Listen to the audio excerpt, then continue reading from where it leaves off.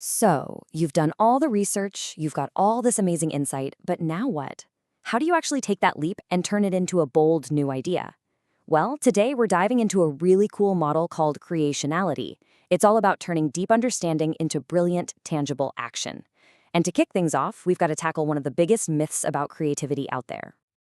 Let me ask you something, and be honest. Have you ever felt like creativity is this special gift that some people just get, and you didn't?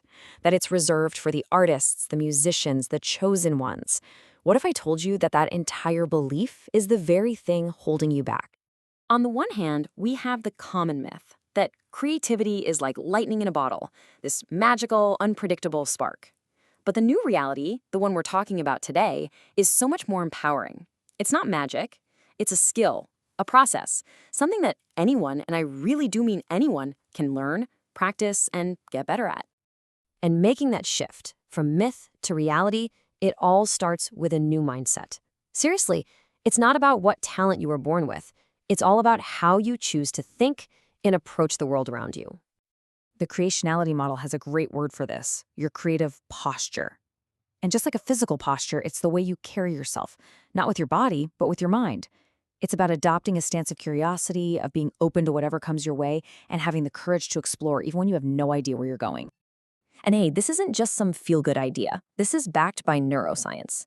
Think about it. When we're scared of being wrong, of looking stupid, our brain kind of locks down. But the science shows that when you remove that fear of making a mistake, you literally open up new pathways in your brain, letting all sorts of innovative ideas flow freely.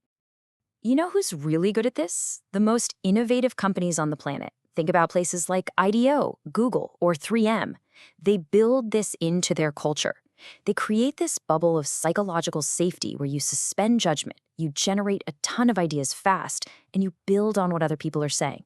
They know that's the secret sauce to unlocking something truly new.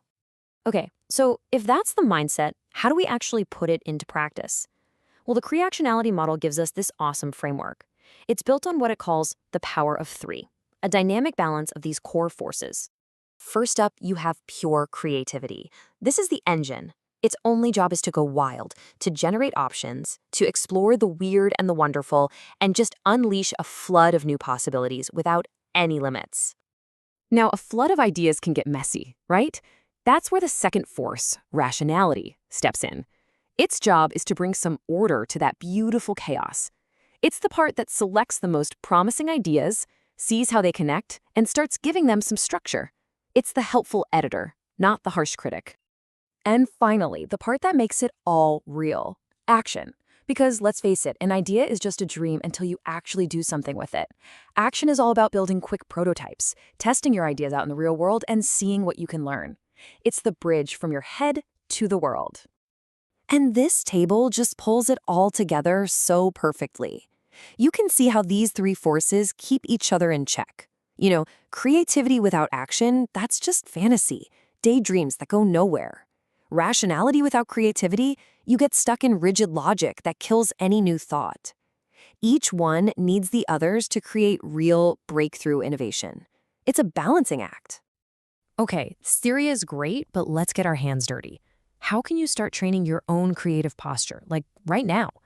Let's walk through a super simple but incredibly powerful exercise you can do today.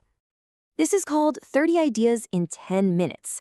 Now, the most important rule here, and I can't stress this enough, is number 4. Absolutely no judgment. None. The whole point is to move so fast that you outrun that inner critic, that little voice in your head that says, that's a dumb idea. Most of the ideas will be bad, and that is totally fine. You're just building a muscle. Then, after the 10 minutes are up, you can put on your rationality hat and find the few hidden gems. And that exercise actually points to the real heart of this whole thing. It's about something much deeper than just one technique or trick. Here it is. This is the big shift. True creativity isn't a tool you just pull out of your toolbox when you need it. It's a modality of presence. What does that mean? It means it's about how you show up in the world every single day. It's about being present, open, and curious, especially when things are messy and uncertain. It's part of who you are. You know, there's this great quote, often attributed to Einstein, that just nails it.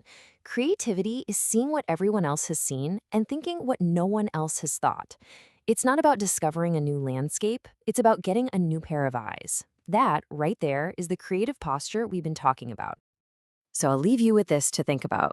When was the last time you really, truly let yourself have a new idea without that little voice of judgment immediately shutting it down? Just think about what was going on in that moment. Because if you can recreate those conditions, well, that's where your real creative power is just waiting to be unleashed.